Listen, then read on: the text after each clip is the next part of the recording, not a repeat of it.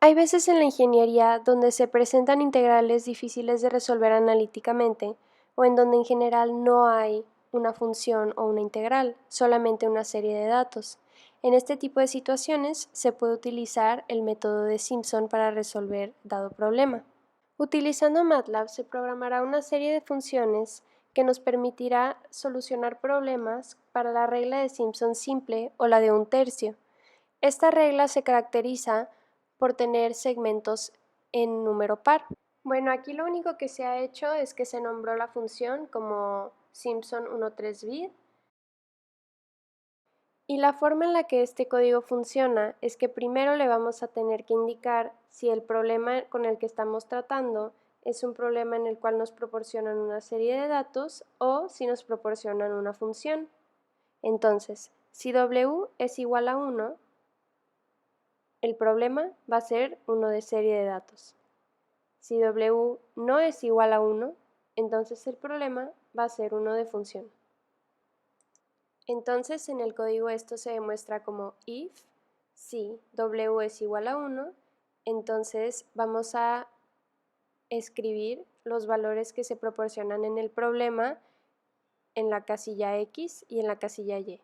De lo contrario, si W no es igual a 1, entonces en el else vamos a poner A, que es el valor inferior de la integral definida proporcionada por el problema, B, que es el valor inferior, M, que es el número total de puntos que el problema indica, y después en la f igual a at x se pone la integral.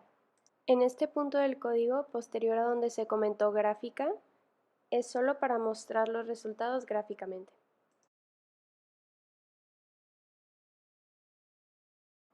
Ahora sí, con los datos previamente ingresados se va a calcular la integral. Primero se indica una sumatoria que es igual a 0 y se define la variable a, que será el punto inicial de la integral. Después se define la variable b, que será el punto final de la integral indicado por el length x, que es cuánto mide la serie de datos de x.